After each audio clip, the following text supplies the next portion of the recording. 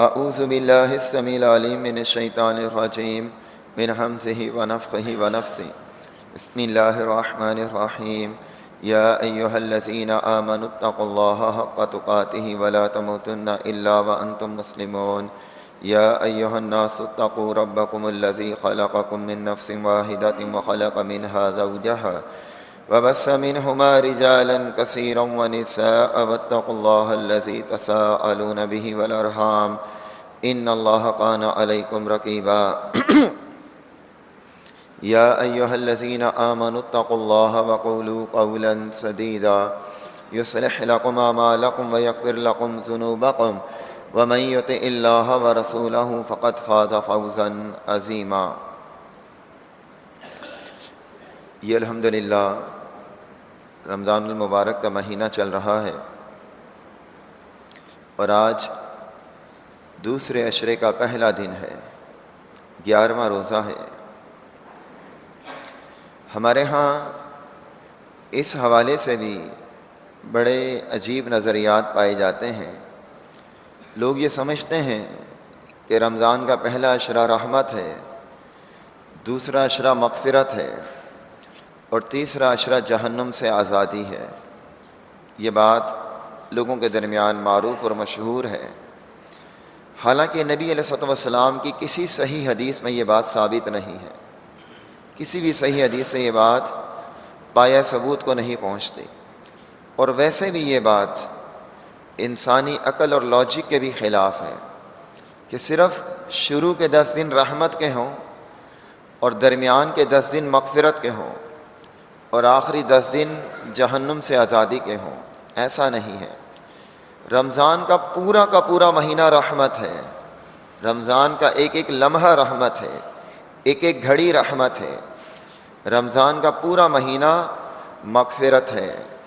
نبی علیہ الصلوۃ والسلام نے فرمایا کہ من صام رمضان ایمانا و احتسابا غفر له ما تقدم من ذنبہ، جو رمضان کے روزے رکھتا ہے ایمان اور احتساب کے ساتھ اس کے گناہ معاف ہو جاتے ہیں۔ اب روزے وہ پورے مہینے میں رکھتا ہے، تو پورا مہینہ مغفرت کا مہینہ ہے۔ پھر فرمائے من قام رمضان ایمانا و احتسابا غفر له ما تقدم من ذنبہ، جو رمضان میں قیام کرتا ہے اللہ تعالیٰ اس کے گزشتہ سارے گناہوں کو معاف کر دیتا ہے۔ تو قیام پورے مہینے میں ہوتا ہے۔ تو اللہ تعالیٰ، ابن ماجہ کی روایت ہے کہ رمضان کی ہر رات لوگوں کو جہنم سے آزاد کرتا ہے۔ تو یہ پورا مہینہ جہنم سے آزادی کا ہے۔ تو یہ ایام جو چل رہے ہیں رحمت بھی ہیں، مغفرت بھی ہیں، جہنم سے آزادی بھی ہے۔ اس مہینے نبی علیہ الصلوۃ والسلام جہاں عام عبادات کیا کرتے تھے، تلاوت قرآن، تہجد، روزہ، اس کے ساتھ ایک خاص عبادت کا تذکرہ ملتا ہے کتب احادیث کے اندر کہ نبی علیہ الصلوۃ والسلام سخاوت کیا کرتے تھے، مال خرچ کیا کرتے تھے، اور مال ایسے خرچ کرتے تھے جیسے آندھی ہوتی ہے۔ آندھی کے ساتھ مال کی کیا تشبیہ ہے؟ مال خرچ کرنے کی کیا تشبیہ ہے؟ جب آندھی چلتی ہے نا، ہوا چلتی ہے، تو پھر ہر چیز کو لگتی ہے، سخت سے سخت چیزیں بھی اس ہوا کی زد میں آ جاتی ہیں۔ وہ چیزیں جو عام ہوا پر ٹس سے مس نہیں ہوتی تھیں، آندھی سے وہ بھی ہل جاتی ہیں۔ تو نبی علیہ الصلوۃ والسلام سخاوت آندھی کی طرح کیا کرتے تھے، یعنی وہ لوگ جو بظاہر ایسا محسوس ہوتا ہے کہ یہ تنگ دست نہیں ہے، محتاج نہیں ہے، ضرورت مند نہیں ہے، لیکن رمضان کے مہینے میں ان تک بھی مال پہنچ جاتا ہے۔ اللہ تعالیٰ ان تک بھی یہ مال و دولت وہاں تک بھی پہنچاتا ہے، اور خرچ کرنے والے پھر بلا تفریق خرچ کرتے ہیں۔ کچھ لوگ بڑی چھان بین اور بڑی پھٹک کرتے ہیں۔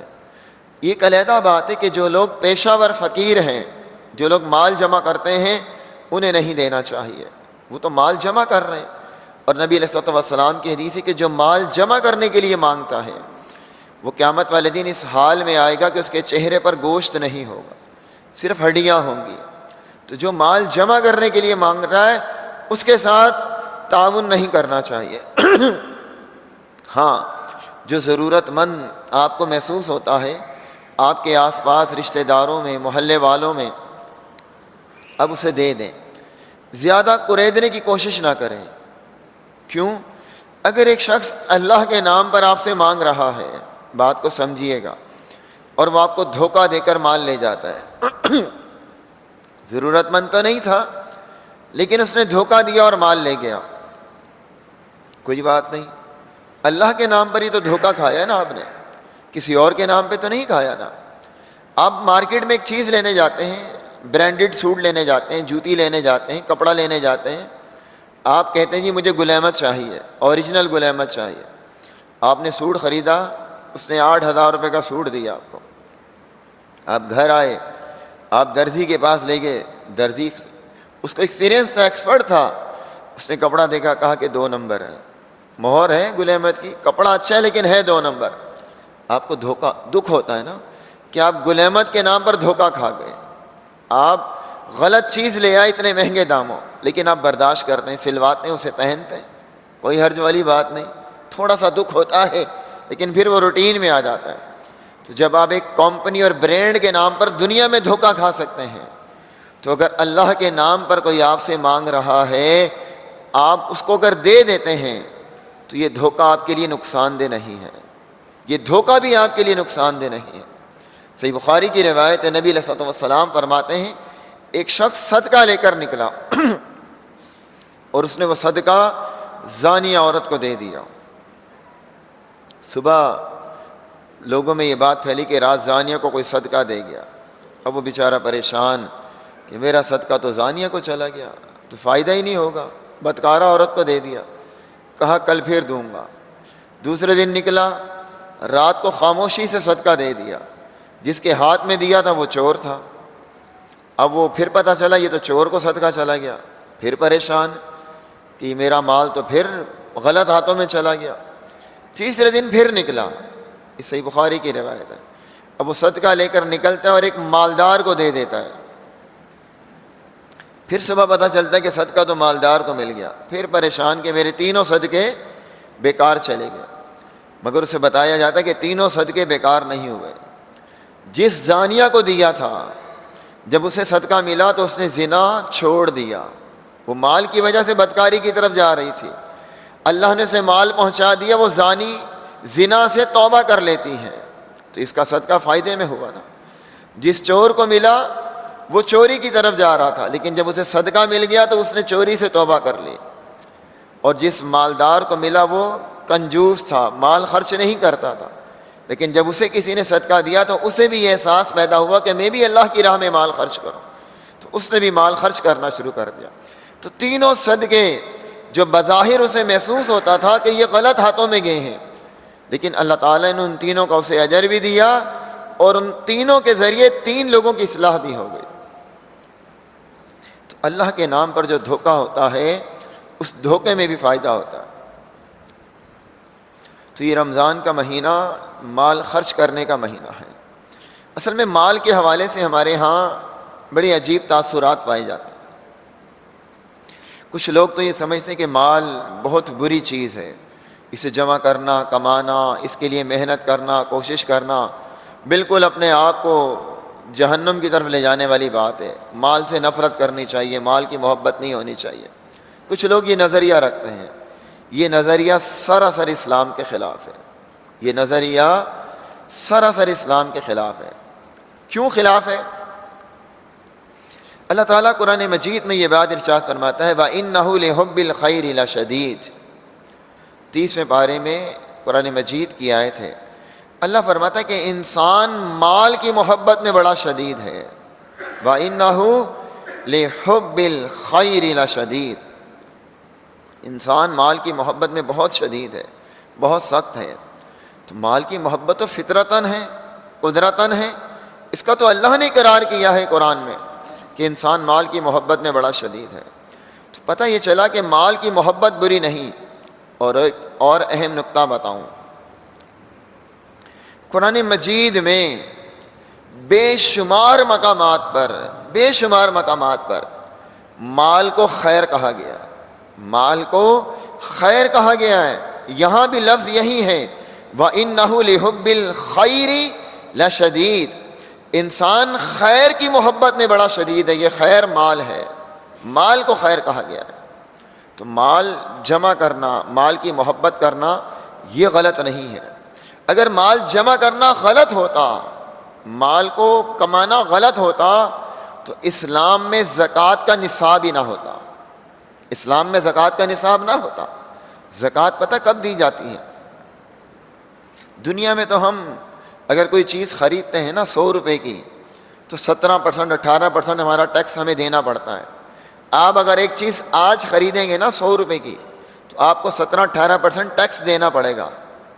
پھر اگر آپ وہی چیز کل خریدتے ہیں، کل پھر آپ کو ٹیکس دینا پڑے گا. پھر وہی چیز آپ پرسوں خریدتے ہیں، پرسوں پھر ٹیکس دینا پڑے گا. اسلام میں ایسا نہیں ہے. اسلام میں اللہ تعالیٰ نے آپ کو یہ اجازت اور رخصت دی کہ آپ مال کمائیں، مال جمع کریں. آپ کے پاس مال اسٹاک میں ہے، جمع میں ہے. اب جو جمع شدہ مال ہے، ایکسٹرا آپ کے پاس رکھا ہوا ہے، اس مال پر 1 سال گزر گیا ہے. رکھے ہوئے مال پر 1 سال گزر گیا، 12 مہینے گزر گئے ہیں. اسلامی اعتبار سے 355 دن گزر گئے ہیں. اب 355 دن آپ کے اس مال پر گزر گئے ہیں. اب آپ نے اس مال پر 2.5 روپے دینے 100 روپے پہ.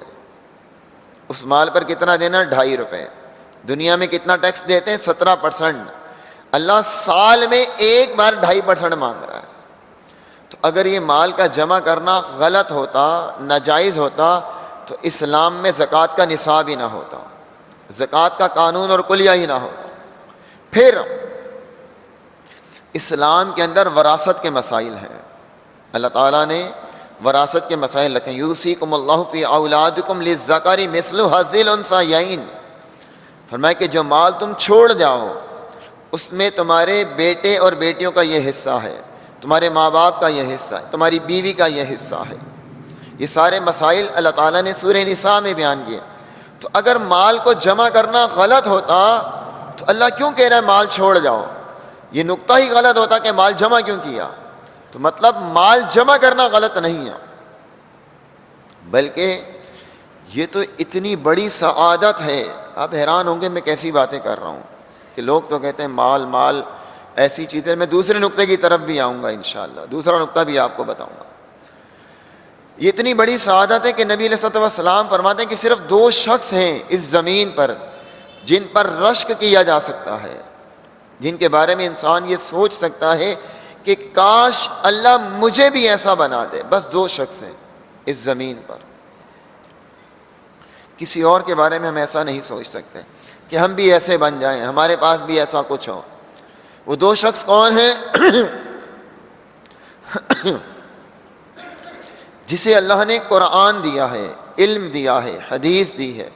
وہ قرآن پڑھتا ہے، قرآن کی تلاوت کرتا ہے، قرآن سمجھتا ہے، قرآن سکھلاتا ہے، قرآن کو بیان کرتا ہے. اس کا بس مشغلہ ہی قرآن کے ساتھ جڑا رہنا. قرآن پڑھنا، پڑھانا، سیکھنا، سکھلانا، قرآن پر عمل کرنا، قرآن کی تعلیم دینا، قرآن کی تربیت، قرآن کے اعتبار سے تعلیم اور تبلیغ کرنا. اب ہر وقت دن رات اس کی بس کوشش اور جستجو کا محور ہی اللہ کا دین ہے، اللہ کی کتاب ہے. اب اگر کوئی شخص اس کو دیکھتا ہے نا تو وہ یہ خواہش اور آرزو کر سکتا ہے کہ کاش اللہ مجھے بھی ایسے قرآن دے دے، میں بھی ایسے قرآن پڑھوں، میں بھی ایسے قرآن کی تلاوت کروں، قرآن کی تبلیغ کروں، قرآن پڑھاؤں، قرآن سمجھاؤں، قرآن کی دعوت دوں. ایک انسان یہ خواہش کر سکتا ہے. دوسرا وہ شخص جسے اللہ نے مال دیا ہے اور وہ مال اللہ کی راہ میں خرچ کرتا ہے، دن رات خرچ کرتا ہے. مال کماتا تو ہے، مال جمع تو کرتا ہے، لیکن گن گن کر رکھتا نہیں ہے، خرچ کرتا رہتا ہے. کبھی مساجد بنا رہا ہے، کبھی کنویں کو دھوا رہا ہے، بیووں کو دے رہا ہے، یتیموں کو دے رہا ہے، اللہ کے دین کی تبلیغ میں محنت میں خرچ کر رہا ہے، جہاد فی سبیل اللہ میں خرچ کر رہا ہے. ہر موقع پر کوئی موقع جانے نہیں دیتا، بس دونوں ہاتھوں سے مال خرچ کر رہا ہے. فرمایا کہ یہ شخص اس قابل ہے کہ اس کو دیکھ کر حسرت کی جا سکتی کہ کاش اللہ مجھے بھی ایسے مال دے اور میں بھی اس طرح سے مال دن رات خرچ کروں، اس طرح سے خرچ کروں. یہ خواہش اور آرزو کی جا سکتی ہے. تو مجھے بتائیے اگر مال برا ہوتا تو یہ خواہش اور آرزو جائز ہوتی؟ قطعاً جائز نہ ہوتی. تو مال اگر حلال ذرائع سے کمایا جائے، حلال طریقے سے کمایا جائے اور جائز جگہوں پر خرچ کیا جائے تو یہ خیر ہے، یہ دنیا کے اندر خیر ہے جو آپ کے لیے صدقہ جاریہ ہے، اور مال صدقہ جاریہ بھی بنتا ہے۔ آپ نے مسجد بنوا دی، اب ہم فوت ہو گئے، ہم چلے گئے دنیا سے، مسجد میں ہمارا کوئی حصہ ہے، چھوٹا سا حصہ، حتیٰ کہ ابو داؤد کی روایت ہے کہ چڑیا کے گھونسلے کے برابر، من بنا للہ مسجدا بنا اللہ لہ بیتا فی الجنہ، جس نے اللہ کے لیے مسجد بنائی اللہ اس کے لیے جنت میں گھر بنائے گا۔ اور حدیث میں آتا ہے کہ چڑیا کے گھونسلے کے برابر مسجد بنا دی، اللہ اس کے لیے بھی جنت میں گھر بنائے گا۔ اب ہم مر گئے، دنیا سے چلے گئے، ہمیں ضرورت ہے نیکیوں کی۔ میں آپ کو مثال سے بات سمجھاؤں گا، پھر بات سمجھ میں آئے گی آسانی سے انشاءاللہ۔ مثالیں جو ہیں اللہ تعالیٰ نے قرآن مجید میں بھی بیان کی ہیں، مثالیں بات کو بڑی اچھی طرح سمجھاتی ہیں۔ آپ کراچی سے لاہور چلے گئے، مثال سے بات سمجھیں، ابھی آپ لاہور میں ہیں اور آپ ایک جگہ پر پریشان پھنس گئے ہیں، آپ کو اپنے گھر والوں سے رابطہ کرنا ہے، آپ کے پاس موبائل ہے لیکن بیلنس نہیں ہے، موبائل تو ہے لیکن بیلنس نہیں ہے، اور لون کی سہولت بھی نہیں ہے، لون ویسے بھی سود ہے جو موبائل کے لون لیے جاتے ہیں نا یہ سود ہے، کیونکہ ریٹرن میں 2-3-4 روپے آپ کو زیادہ دینے پڑتے ہیں۔ اب میں کہہ رہا تھا کہ آپ وہاں پریشان ہیں، آپ کے پاس موبائل ہے اور آپ کو گھر والوں کو کال کر کے کوئی بات کہنی ہے، کوئی اطلاع دینی ہے یا کسی پریشانی کا اظہار کرنا ہے، آپ مصیبت میں ہیں، مدد چاہیے۔ اب اس وقت آپ کی حالت کیا ہوتی ہے کہ موبائل تو ہے لیکن بیلنس ہی نہیں ہے، بات ہی نہیں کر سکتا، کسی کو کہہ ہی نہیں سکتا۔ اچانک آپ کے موبائل میں بیلنس آ جاتا ہے، 100 روپے 200 روپے کوئی بھیج دیتا ہے۔ یہ 100 روپے کا بیلنس آپ کو موبائل سے زیادہ خوشی دے گا، جو موبائل آپ کے پاس ہے نا، چاہے وہ آئی فون ہی کیوں نہ ہو، اس سے زیادہ خوشی ہوگی 100 روپے کے بیلنس کی کہ آپ کا مسئلہ حل ہو گیا۔ اس کیفیت کو آپ یوں سمجھیں کہ ہم مرنے کے بعد قبر میں پہنچ گئے، اب ہم کسی گناہ کی وجہ سے عذاب میں ہیں اور ہماری نیکیوں کا سلسلہ یہاں جاری ہے۔ ہم نے مسجد بنوائی تھی، اب مسجد میں کسی نے نماز پڑھی، کسی نے اعتکاف کیا، کسی نے تلاوت قرآن کی، اب یہ اجر ہمیں وہاں ملا تو اللہ تعالیٰ ہمارے درجے کو بلند کرتا ہے، ہمارے عذاب کو کم کرتا ہے۔ تو اس وقت انسان کی کیفیت کیا ہوگی، اس وقت انسان کی حالت کیا ہوگی؟ صحیح مسلم کی روایت ہے نا کہ مرنے کے بعد اس کے اعمال کا سلسلہ بند ہو جاتا ہے سوائے 3 چیزوں کے، ایک وہ جو وہ صدقہ جاریہ چھوڑ جائے، ایک ایسا علم جس سے نفع اٹھایا جائے، اور ایک نیک اولاد۔ بس یہ 3 چیزیں ہیں جو اس کو ثواب پہنچاتی ہیں۔ تو یہ مال کا خرچ کرنا ہمارے مرنے کے بعد بھی ہمیں فائدہ دیتا ہے۔ تو مال، یہ پہلا نقطہ ہے، اس پہلے پوائنٹ کو نوٹ کریں کہ مال کو جمع کرنا، مال کو کمانا یہ غلط نہیں، حلال طریقے سے ہو اور حلال جگہ پر خرچ کیا جائے۔ اچھا، مال جو غلط ہے وہ کیا ہے، اب یہ بھی سمجھیں۔ کچھ لوگ ہوتے ہیں ان کا محور اور مرکز صرف مال ہے، تئیس عبد الدرہم، تئیس عبد الدینار، تئیس عبد الخمیسہ۔ نبی علیہ الصلوۃ والسلام فرماتے ہیں دینار کا بندہ، درہم کا بندہ، چادر کا بندہ برباد ہو جائے، جس کا مقصد صرف مال ہے۔ اور ایسا مقصد ہے کہ جیسا کہ حدیث ہے، نبی علیہ الصلوۃ والسلام نے فرمایا تھا کہ اس امت پر ایک وقت آئے گا کہ اس امت کی خواہش صرف مال ہوگی، اس کی آرزو ہوگی کہ مال کمایا جائے، اس سے یہ فکر نہیں ہوگی کہ مال حلال سے کمانا یا حرام سے، اس کا مقصد صرف مال ہوگا۔ تو ایسا بندہ، اس کے لیے نبی علیہ الصلوۃ والسلام کی بد دعا ہے کہ اللہ تعالیٰ اس کو برباد کر دے، اسے ہلاک کر دے۔ نبی علیہ الصلوۃ والسلام کا فرمان ہے کہ ہر امت کے لیے ایک فتنہ ہوتا ہے، ایک خاص فتنہ امت کے لیے ہوتا ہے، اور میری امت کا فتنہ مال ہے۔ مال کے ذریعے، فتنہ کہتے ہیں آزمائش کو، کہ مال کے ذریعے اس امت کو آزمایا جائے گا، اس امت کو آزمائش میں ڈالا جائے گا۔ مال اس امت کی آزمائش کا سبب ہے۔ انما اموالکم و اولادکم فتنہ، تمہارا مال اور تمہاری اولاد فتنہ ہے۔ کیا مطلب فتنہ؟ آزمائش ہے۔ فتنے کے کئی معنی، فتنے کا ایک معنی جو یہاں بنتا ہے وہ آزمائش ہے، کہ مال اور اولاد ایک آزمائش ہے۔ اب مال کی آزمائش اس طرح سے بھی ہوتی کہ اللہ تعالیٰ کبھی نہیں دے کر آزماتا، مال نہیں دیا اللہ نے، نہ پتولا دیا، لمیٹڈ دیا۔ اب جن کو اللہ نے مال دیا ہے ہم انہیں دیکھ کر پریشان ہوتے ہیں کہ یہ تو اس کے پاس اتنا پیسہ ہے، اتنی دولت ہے، اور ہمیں اللہ نے دیا ہی نہیں۔ یہ ہم آزمائش میں ناکام ہو گئے، کیونکہ یہ جو دنیا ہے، اگر ایک شخص کے پاس ڈیفینس میں گھر ہے اور ایک شخص کے پاس چھوٹے سے علاقے میں بھی کرائے کا گھر ہے، اب وہ اپنا موازنہ کرتا ہے کہ اس کو تو اتنا بڑا ہزاروں گز کا گھر ملا ہوا ہے اور مجھے یا اس علاقے میں بھی کرائے کا گھر ملا ہے۔ اللہ تعالیٰ سورہ زخرف میں قرآن مجید کا 25واں پارہ ہے، اللہ تعالیٰ فرماتا ہے نحن قسمنا بینہم معیشتہم فی الحیات الدنیا، یہ ہم نے تقسیم کی ہے دنیا کی معیشت، ہماری مرضی سے تقسیم ہوئی، یہ میری اور آپ کی مرضی سے نہیں ہوئی۔ اگر ہمیں اچھا گھر مل گیا ہے، اچھا کاروبار مل گیا ہے، تو اس میں ہماری ذہانت کا کوئی دخل نہیں ہے۔ کچھ لوگ سمجھتے ہیں ہم نے بڑی محنت اور بڑی ذہانت سے کمایا ہے، ہم نے دن رات ایک کر دیا ہے۔ بہت سارے لوگ محنت کرتے ہیں لیکن نہیں ملتا رزلٹ۔ ہر محنت کرنے والے کو مال نہیں ملتا، اور بہت سارے بیوقوفوں کو اتنا مل جاتا ہے کہ سنبھالا نہیں جاتا۔ تو نحن قسمنا بینہم معیشتہم فی الحیات الدنیا، یہ دنیا کی زندگی، دنیا کی معیشت اللہ نے تقسیم کی ہے، اللہ کی مرضی سے تقسیم کی ہے۔ اب ہمارے لیے آزمائش کیا ہے؟ مجھے جو بھی ملا ہے، جتنا بھی ملا ہے، جس قدر بھی ملا ہے، میں اس پر اللہ کے فیصلے پہ راضی رہوں تو میں اس آزمائش میں کامیاب ہوں، اور اگر میں راضی نہیں رہوں گا تو میں زیادہ لے نہیں سکوں گا۔ یہ بات بھی ذہن میں رکھیں، اگر میں اللہ کے فیصلے پر راضی نہیں رہوں گا تو میں زیادہ لے نہیں سکوں گا، لیکن اجر و ثواب سے محروم ہو جاؤں گا۔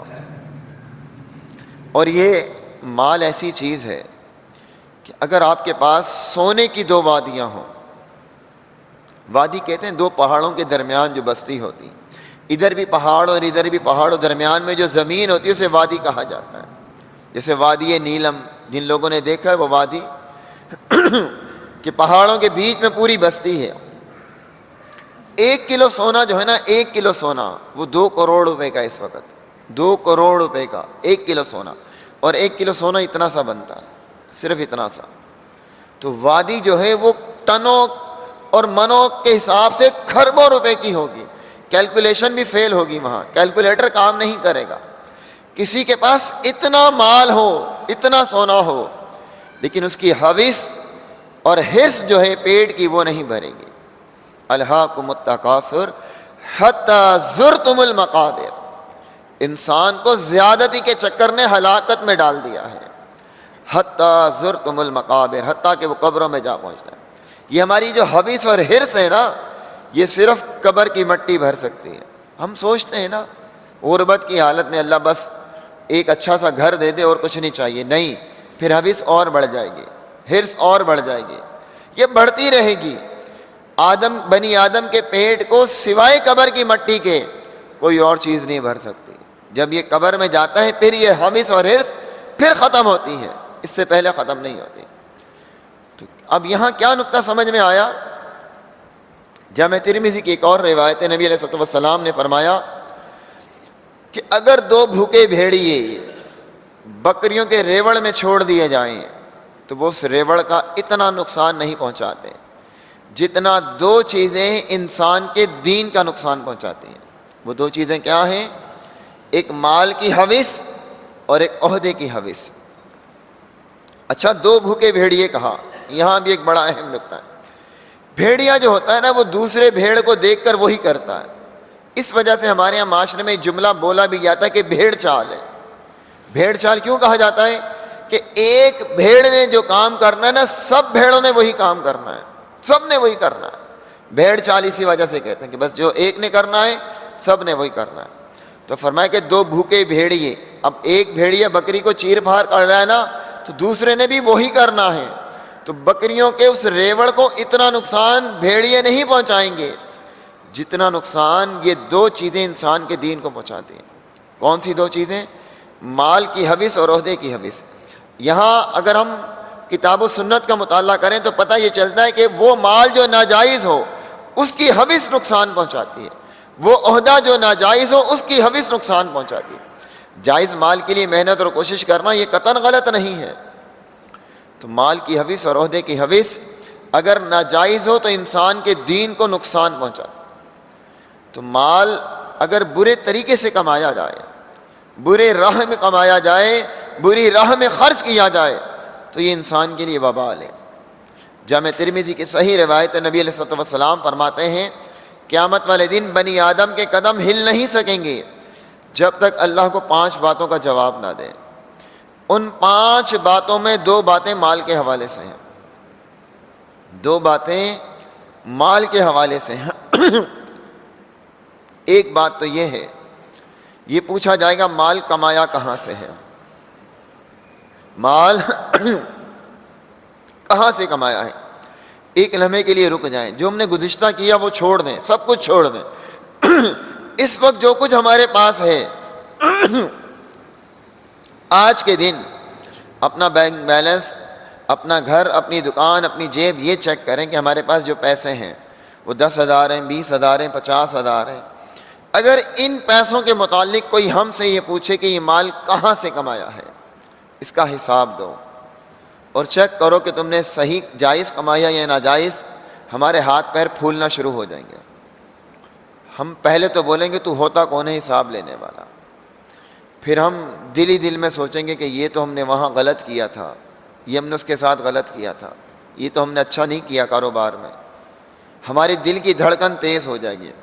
ہم ایک دن کا حساب بندے کو دینے کے لیے تیار نہیں ہوں گے. ایک دن کا حساب اللہ تعالیٰ ساری زندگی کا حساب لے گا، ایک ایک روپے کا حساب لے گا، ایک ایک پیسے کا حساب لے گا کہ کماتے ہوئے، مال سودا کرتے ہوئے، مال بیچتے ہوئے، تجارت کرتے ہوئے یا ملازمت کرتے ہوئے کس کو دھوکہ دے رہے تھے، کہاں غبن کر رہے تھے، کہاں چیٹنگ کر رہے تھے، کہاں ناجائز کر رہے تھے، کہاں حرام کر رہے تھے. جب یہ احساس بیدار ہو جائے گا، یہ احساس ہمارے دل میں بیدار ہو جائے گا کہ جو کما رہے ہیں اللہ نے پوچھنا ہے کہ کہاں سے کمایا تھا.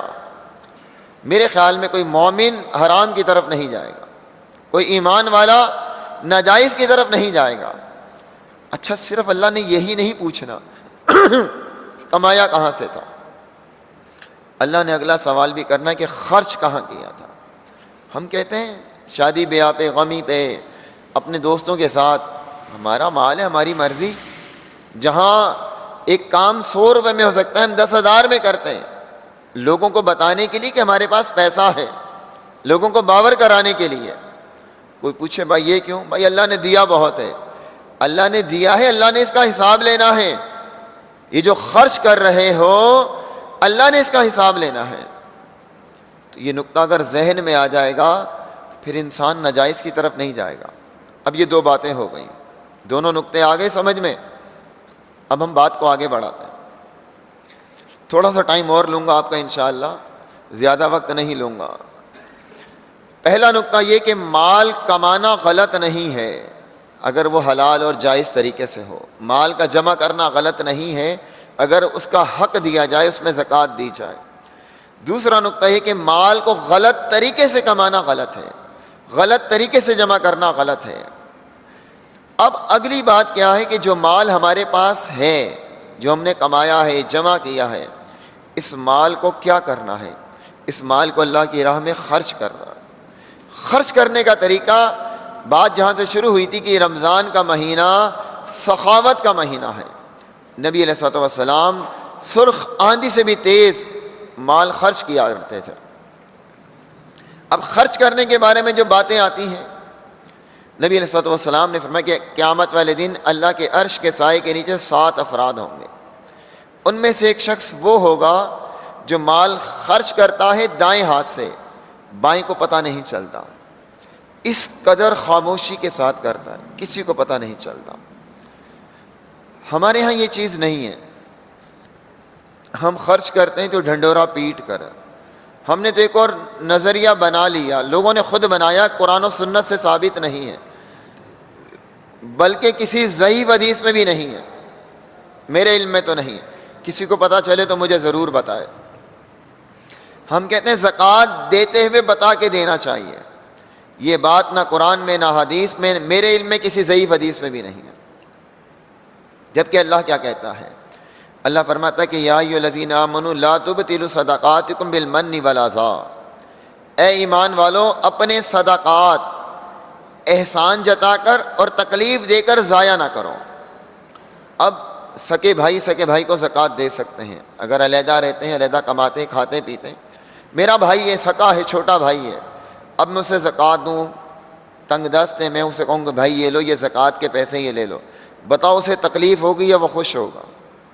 تکلیف ہوگی نا اسے۔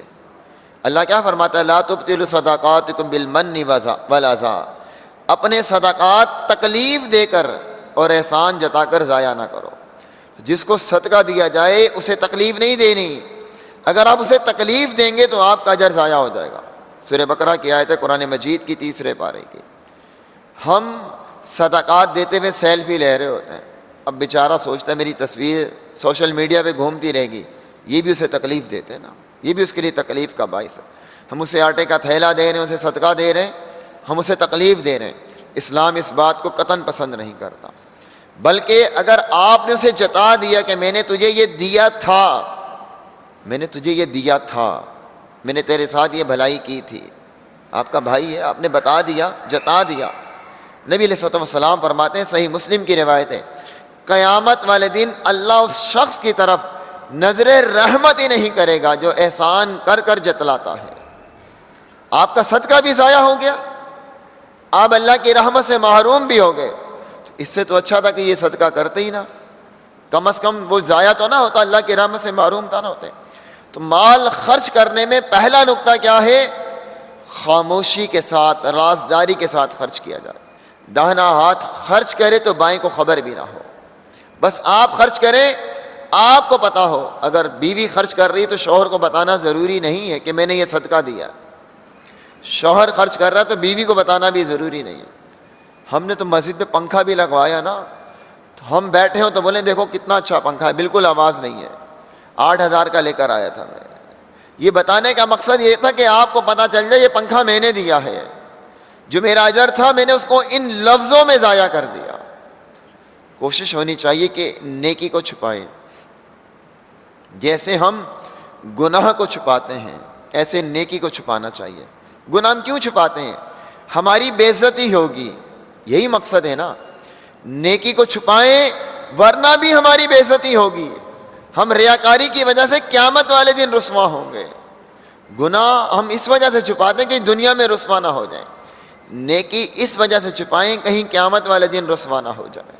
بس یہ نقطہ سمجھ میں آ جائے گا، پھر آپ نیکی چھپائیں گے۔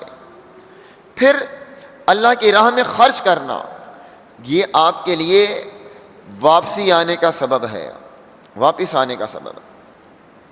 اللہ کا قرآن سچا ہے، اللہ تعالیٰ فرماتا ہے من ذا الذی یقرض اللہ قرضا حسنا فیضاعفہ لہ اضعافا کثیرا، کون ہے جو اللہ کو قرض دے اور اللہ اسے ریٹرن کرے، ریٹرن بھی اضعافا کثیرا بڑھا کے دے گا۔ آپ مجھے 10,000 روپے ادھار دیں اور آپ یہ طے کریں کہ آپ ریٹرن میں 12 دیں گے، یہ سود ہے، سود ہے نا۔ اگر یہ طے ہو جائے کہ آپ واپسی ڈبل دیں گے یا بڑھا کر دیں گے، اللہ طے کر رہا ہے کہ اللہ کو دو، اللہ بڑھا کے واپس کرے گا، اور اللہ سے بڑا سچا کوئی نہیں ہے۔ اور صحیح مسلم کی روایت ہے، نبی علیہ الصلوۃ والسلام نے 3 باتیں کہیں، ان میں ایک گارنٹی آپ نے یہ دی کہ صدقہ کرنے سے مال کم نہیں ہوتا، بظاہر کم ہو جاتا ہے۔ آپ کے پاس 10,000 روپے ہیں، آپ نے 1,000 روپے صدقہ کر دیا، باقی کتنے بچے؟ 9,000۔ آپ نے کہا کم ہو گئے، لیکن کم نہیں ہوتے۔ کیسے کم نہیں ہوتے؟ آئے میں آپ کو مثال سے بات سمجھاتا ہوں۔ آپ نے بکری دیکھی ہے، بکری ایک وقت میں 1 یا 2 بچے دیتی ہے، اور پوری دنیا میں یہ جانور کھایا جاتا ہے، مسلمان بھی کھاتے ہیں، غیر مسلم بھی کھاتے ہیں، ہندو بھی کھاتے ہیں، عیسائی بھی کھاتے ہیں، یہودی بھی کھاتے ہیں، سکھ بھی کھاتے ہیں، اور مسلمان اس جانور کو عقیقے میں بھی ذبح کرتا ہے، مسلمان اس جانور کو قربانی پہ بھی ذبح کرتا ہے۔ یہ جانور ذبح بھی ہوتا ہے، کھایا بھی جاتا ہے، لاکھوں کروڑوں کی تعداد میں ذبح ہوتا ہے، لیکن اس کے باوجود آپ کو ریوڑ کے ریوڑ نظر آتے ہیں۔ اچھا، اس کے مقابلے میں آپ دیکھیں کتیا ایک وقت میں 8 بچے بھی دیتی ہے، بلی 4 6 8 بچے بھی دیتی ہے، کھائی نہیں جاتی، پراپر کوئی نہیں کھاتا، کوئی ویسے کھاتا ہو تو علیحدہ بات ہے، دنیا میں باقاعدہ نہیں کھائی جاتی، نہ بلی نہ کتا۔ 8 بچے بیک وقت، لیکن آپ کو کہیں ریوڑ کے ریوڑ نظر نہیں آئیں گے۔ یہ بکری، اس میں اللہ کی طرف سے برکت ہے، اتنا استعمال ہونے کے باوجود بھی کم نہیں ہوتی، اس میں اللہ کی طرف سے برکت نہیں، اتنی زیادہ افزائش ہونے کے بعد بھی نظر نہیں آتے، کہیں ریوڑ نظر نہیں آتے۔ بس یہی حال حلال اور حرام مال کا ہے۔ جب آپ اللہ کے راہ میں خرچ کریں گے تو اللہ اس میں برکت دے گا، وہ برکت اللہ پیدا کرے گا، اور جب آپ حرام اور ناجائز کمائیں گے تو اللہ اس برکت کو اٹھا لے گا۔ تو اللہ کی راہ میں خرچ کرنے سے ریٹرن آتا ہے، اللہ تعالیٰ ریٹرن دیتا ہے۔ صحیح مسلم کی روایت ہے، نبی علیہ الصلوۃ والسلام فرماتے ہیں کہ ایک شخص جا رہا تھا، بادلوں سے آواز آئی کہ فلاں زمین پر بارش برساؤ۔ اب وہ شخص نے آواز سنی ہے، حیران کہ یہاں کس نے آواز دی ہے، بادلوں سے کیسی آواز آئی ہے؟ وہ چل پڑا، بادل بھی چل رہے تھے، ایک جگہ بادل پہنچ کر رکے اور برسنا شروع ہو گئے۔ اب جہاں بارش برسی، اس نے اس زمین والے کا پتہ کیا، پوچھا بھائی تیرا کون سا ایسا عمل ہے کہ میں نے بادلوں سے آواز سنی ہے؟ اس سے اس کا نام پوچھا تو کہا تیرا نام میں نے سنا ہے، یہ صحیح مسلم کی روایت ہے۔ تو اس نے کہا کہ میں یہ بات بتاتا نہیں، لیکن اب تیرے تک بات پہنچ گئی تو میں تجھے بتا رہا ہوں کہ میں اس زمین پر محنت کرتا ہوں، کوشش کرتا ہوں، جو کماتا ہوں نا اس کے 3 حصے کرتا ہوں۔ ایک حصہ اپنے بیوی بچوں کے لیے گھر لے جاتا ہوں، ایک حصہ اسی زمین پر لگا دیتا ہوں، اور ایک حصہ اللہ کی راہ میں دے دیتا ہوں۔ اب آس پاس کہیں کچھ نہیں تھا، اللہ اس کی زمین کو سیراب کر رہا تھا۔ تو اللہ کی راہ میں خرچ کرنے سے مال کم نہیں ہوتا۔ تو اب اللہ کی راہ میں 2 طرح کا خرچ کرنا، ایک فرض اور ایک نفل۔ اس مہینے کے حوالے سے فرض جو ہے وہ زکوٰۃ ہے۔ اگر اللہ نے آپ کو مال دیا ہے، آپ صاحب مال ہیں تو زکوٰۃ ادا کریں۔ اگر جو شخص زکوٰۃ نہیں دیتا یہ مال قیامت والے دن، صحیح بخاری صحیح مسلم کی روایت ہے، آگ میں تپا کر اس کی پیٹھ اور پیشانی اور کمر کو داغا جائے گا، اس آگ سے اس کے جسم کو داغا جائے گا۔ اور صحیح مسلم کی روایت ہے کہ اس مال سے اللہ تعالیٰ اس کو ایک سانپ کی صورت بنا دے گا، ناگ کی، جو اس کی گردن میں لپٹ جائے گا۔ یہ صحیح مسلم کی روایت ہے۔ جو مال کی زکوٰۃ ادا نہیں کرتا، جو فریضہ ہے مال کا وہ زکوٰۃ ہے، اس کو ادا کرے۔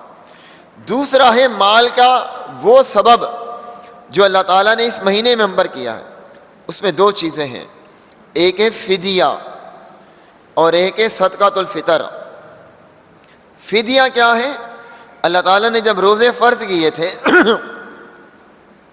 فرمایا فَمَنْ كَانَ مِنْكُمْ مَرِيضًا أَوْ عَلَىٰ سَفَرٍ فَعِدَّةٌ مِّنْ أَيَّامٍ أُخَرَ وَعَلَى الَّذِينَ يُطِيقُونَهُ فِدْيَةٌ طَعَامُ مِسْكِينٍ۔ یہ روزے تم پر فرض ہیں، جو مریض ہو، بیمار ہو، وہ روزہ نہ رکھے، بعد میں گنتی پوری کر لے۔ اور عام لوگوں کے لیے بھی یہ قانون تھا کہ اگر کوئی روزہ نہ رکھے تو وہ فدیہ دے دے، 1 دن کا کھانا دے دے، عام بندے بھی جو صحت مند ہوں۔ یہ حکم تھا قرآن مجید کا۔ پھر سورہ بقرہ کی آیت نمبر 185 185 نازل ہوئی۔ اللہ نے یہ آیت نازل کی فَمَنْ شَهِدَ مِنْكُمُ الشَّهْرَ فَلْيَصُمْ، جو رمضان کا مہینہ پائے وہ روزہ رکھے۔ تو عام لوگوں کے لیے فدیے کا حکم منسوخ ہو گیا۔ اب جو عام بندے ہیں، جو صحت مند ہیں، مقیم ہیں، ان پر روزہ رکھنا فرض ہے۔ فدیے کا حکم باقی بچا اس شخص کے لیے جو بہت بوڑھا ہو جائے، انتہائی بڑھاپے کو پہنچ جائے، اب یا پھر دائمی مریض ہو کہ وہ مریض ہے اور روزہ رکھ نہیں سکتا تو وہ فدیہ دے دے۔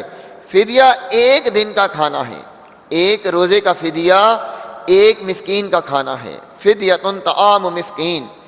اور اس میں عبداللہ بن عباس اور عبداللہ بن عمر رضی اللہ عنہ کی روایتیں ہیں سنن دارالقطنی میں اور ابو داؤد کے اندر کہ حاملہ اور مرضیہ، دودھ پلانے والی اور حاملہ عورت، فرماتے ہیں کہ یہ بھی روزہ نہیں رکھے گی، حاملہ اور دودھ پلانے والی۔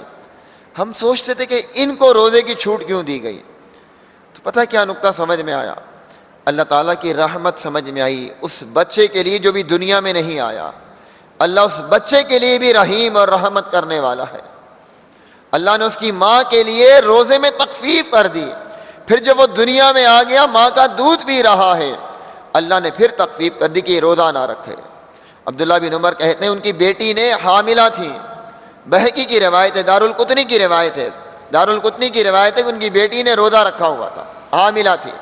سیدنا عبداللہ بن عمر رضی اللہ عنہ نے اپنی بیٹی سے کہا کہ روزہ افطار کرو اور فدیہ ادا کرو، اللہ تعالیٰ نے رخصت دی ہے۔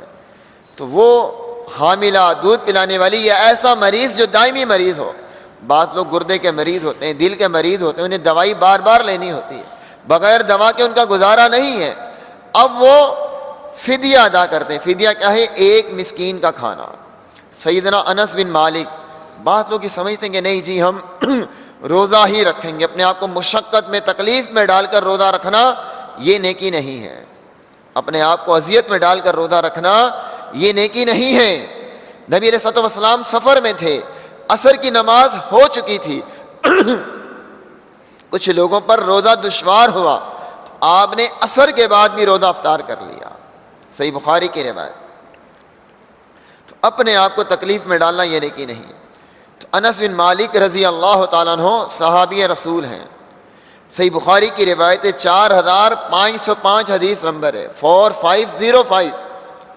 انس بن مالک رضی اللہ عنہ جب بہت بوڑھے ہو گئے تھے، انتہائی بڑھاپے کو پہنچ گئے تھے، ابھی انتہائی بوڑھے آدمی سے بھی روزہ نہیں رکھا جاتا، کمزور ہو جاتا ہے، کمزوری آ جاتی ہے نا، اسے تھوڑی تھوڑی دیر میں کچھ کھانے پینے کو چاہیے۔ تو انس بن مالک اپنے روزے کا فدیہ دیا کرتے تھے، اور ایک مسکین کو روٹی اور گوشت، یہ سالن کھلایا کرتے تھے۔ یہ صحیح بخاری میں حدیث نمبر 4505۔ تو صحابہ کا فدیہ دینا تو صحیح احادیث سے ثابت ہے۔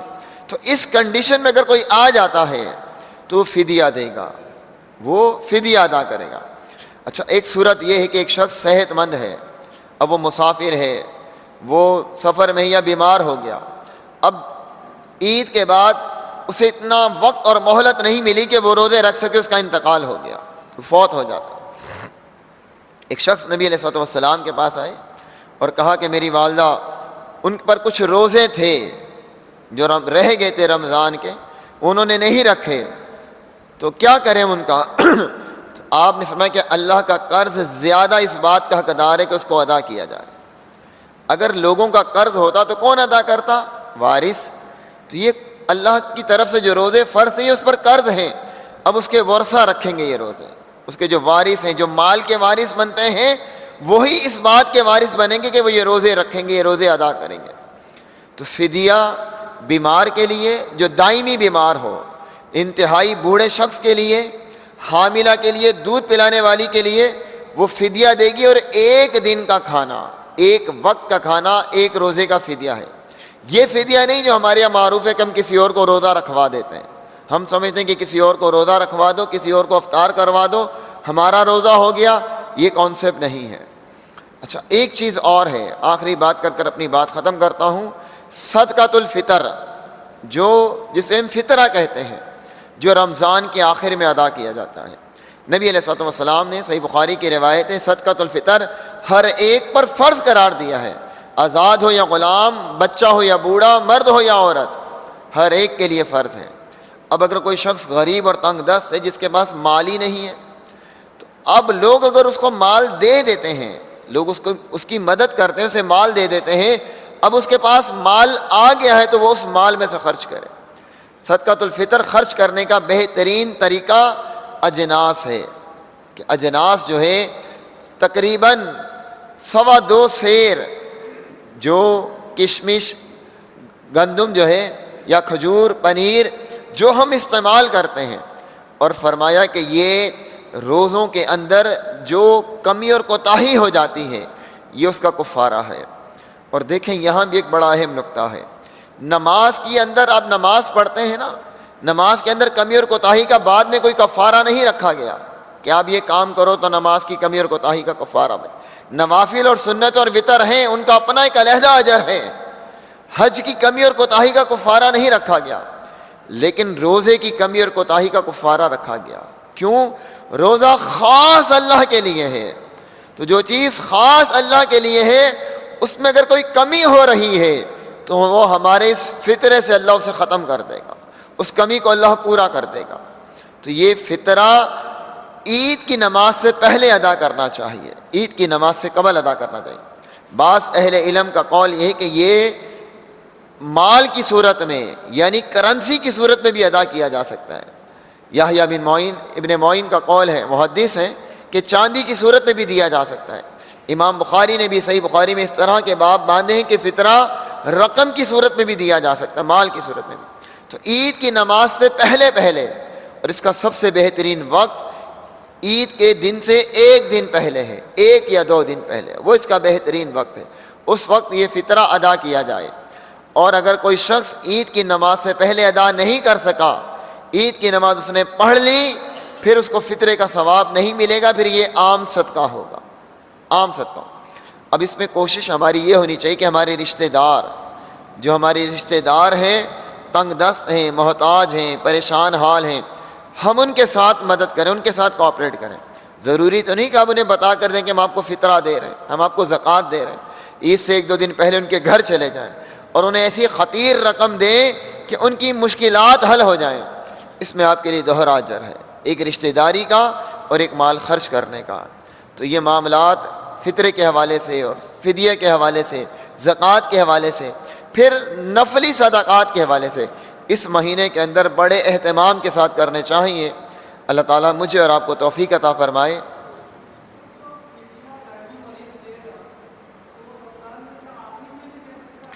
جو دائمی مریض دے گا وہ شروع میں بھی دے سکتا ہے۔ انس بن مالک کے متعلق ہی غالباً آتا ہے کہ انہوں نے 30 لوگوں کو جمع کیا اور انہیں ایک ساتھ کھانا کھلا دیا، تو ایک ساتھ بھی ادا کر سکتا ہے، چاہے وہ رمضان کے شروع میں بھی ادا کر سکتا ہے، درمیان میں بھی کر سکتا ہے، آخر میں بھی کر سکتا ہے، کسی ایک کو بھی دے سکتا ہے۔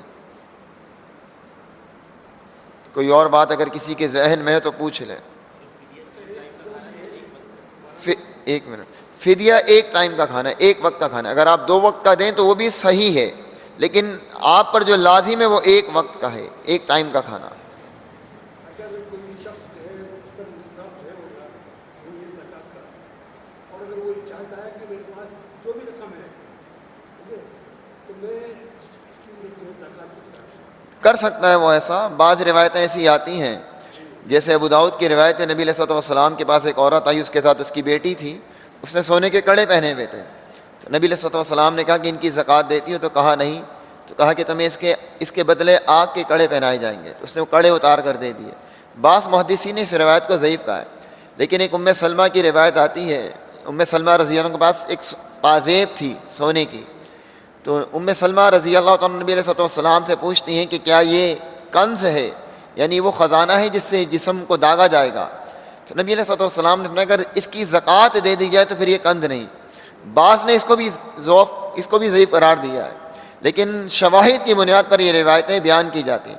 سید عائشہ رضی اللہ عنہا کے متعلق آتا ہے کہ ان کے پاس چاندی کی بالیاں تھیں، بعض روایتوں میں آتا ہے کہ ان کے پاس انگوٹھی تھی چاندی کی، اور وہ اس کی بھی زکوٰۃ دیا کرتی تھی۔ اب بالیاں اور انگوٹھی جو ہیں وہ تو 52 تولے نہیں ہوتی، تو اگر کوئی شخص کم میں بھی زکوٰۃ دے دیتا ہے تو وہ اس میں کوئی حرج والی بات نہیں ہے۔ بلکہ بعض علماء کا نظریہ بھی ہے، اس میں 3 نظریات پائے جاتے ہیں۔ ایک نظریہ تو یہ، وہ کہتے ہیں زیورات پہ زکوٰۃ ہے ہی نہیں، یہ نظریہ تو غلط ہے۔